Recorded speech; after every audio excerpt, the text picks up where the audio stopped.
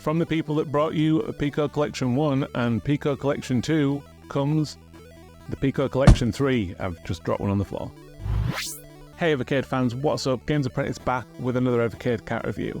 I've had a little break from Evercade after doing about 30 to 40 videos, so I'm back after getting a bit jaded, and I am excited and ready to go. Now if you're already subscribed to the channel, you've probably already seen my previous Piko Collection reviews, and you'll know that the first one is still my game to beat on the Evercade. If you're not a subscriber, what are you waiting for? Click, click. This is the Piko Collection 3, and here are the games ranked from worst to best.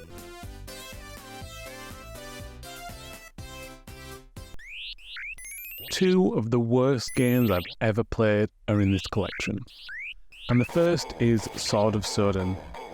A walk-along beat-em-up where you've no block, are easily surrounded, and face multiples of the exact same enemy. For 1990, it looks great, but it plays absolutely awfully, constantly getting hit with terrible sound effects. This might well be the worst game on the Evercade. There are a lot of stinkers though.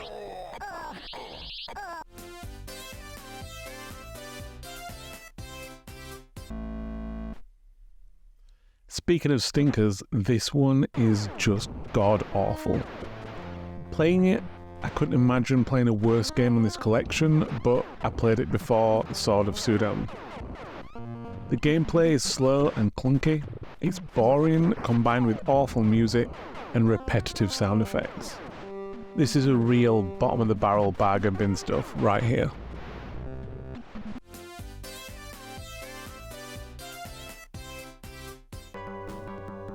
Now, I was originally hoping to get this review up within a week or two of this collection being released, but then I started playing Legend of Wukong. I thought to myself, this is going to be the best game on this collection. I need to put a big chunk of time into this one. I was both incredibly right and incredibly wrong. After enjoying the previous Piko JRPG and being a fan of the genre, my hopes were already high going into this one. And it starts off pretty well. It's got all the things you expect from a 16-bit RPG. It looks alright, there's people in the village to talk to with some mildly amusing dialogue, turn-based combat mechanics, and an intriguing premise. A young boy messes around with some old man's time machine and ends up going back in time. As you arrive, you want to find your time machine, which could apparently be north, but the bridge is out, and also there's a mysterious cave. Unfortunately, that's where my knowledge of the plot ends, because that's where the grinding kicks in. Now, I'm not against grinding in JRPGs, it's fine now and again, and it's perfectly acceptable on a handheld, as I can do it while doing other things. The Legend of Wukong really takes it to the extreme though. The mysterious cave you need to explore is basically the first part of the game. It seems at first like all you need to do is grind to get enough cash to buy a flashlight, and then enter the cave. But once you get in the cave, you realise that the difficulty spike is staggering, and enemies are now wiping you out in one hit. Fair enough, a bit more grinding is required, get a couple more levels and try again. However, that's when the levelling up slows down dramatically. Each battle can get you somewhere between 2 XP and 7 XP, and suddenly levelling up requires 100 XP, so you're looking at about 25 battles a level. If it was just 1 or 2 levels, that'd be one thing, but after grinding and grinding, I had a look online and the recommended level to do the cave, the first part of the game, is about level 17, meaning you're looking at upwards of 400 battles. If you're absolutely fine with that, maybe this gets better and you'll love it. I've no idea, but starting off a game that feels like it's nothing special with this amount of grind is just not acceptable in my book.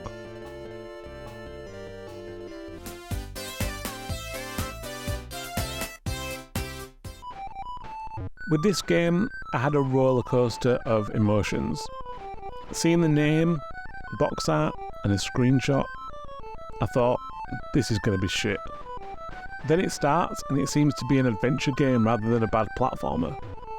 But it turns out the adventure side is pretty meaningless. You can pointlessly chat to people before going off to do the actual bulk of the game, which is just punching snakes and jumping over stuff. It's as bad as I originally thought it would be, if not worse, because of how high my hopes got.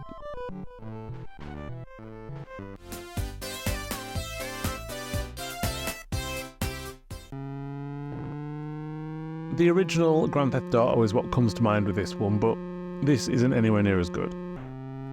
Sound effects are awful, it's best just to turn off the sound completely and stick some music on. You basically have to drive around, looking out for red cars and then shooting them. It's pretty boring just endlessly driving until one shows up. You get to upgrade your vehicle at the end of the day, but this doesn't really add enough.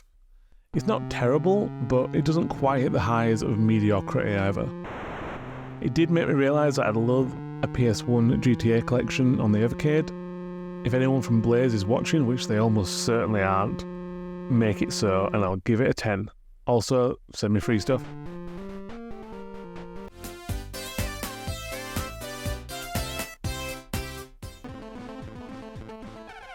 Finally, we get to the decent stuff, starting with Radical Bites. To start with, the music is amazing. It's worth playing it for the soundtrack alone. It's got a pretty cool art style, and the gameplay feels a bit like one of my guilty pleasures, Biker Mice from Mars on the Super Nintendo. This certainly isn't quite as good as that though, nor does it make me want to eat a Snickers. It's pretty difficult, and purely just about taking corners perfectly and avoiding obstacles. I'm pretty sure I've just described the racing genre in general. It's a fun little game though. Arcade, race and time trial give it plenty of replay value too.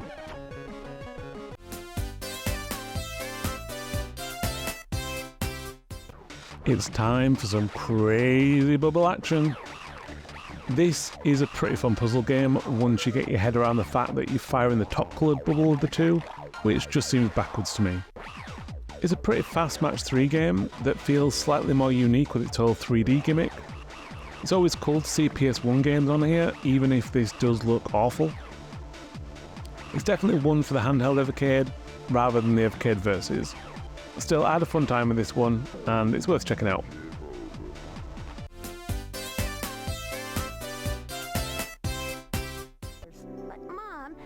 So this is 40 Winks. This is pretty much the poster boy for this collection, front and centre on the box. And it doesn't disappoint. As the years go by, 3D platformers become increasingly retro.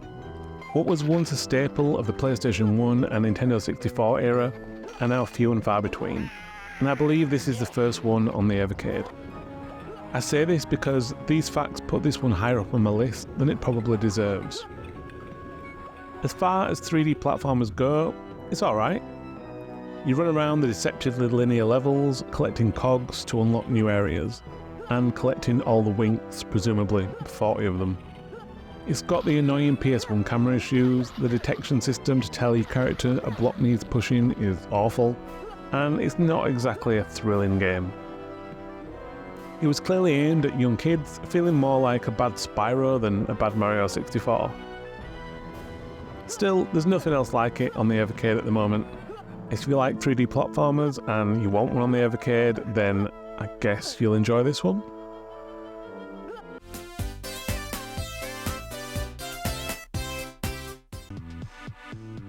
Punch King is a pretty fun boxing game.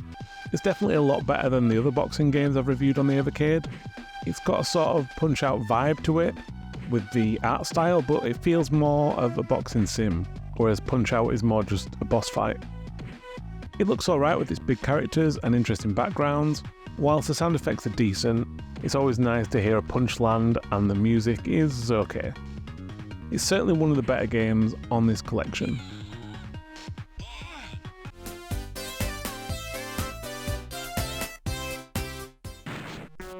I was umming and ahhing over this one, as there's definitely a lot wrong with it, but I enjoyed this one and it just scrapes my criteria for Evercade Gem of the Week.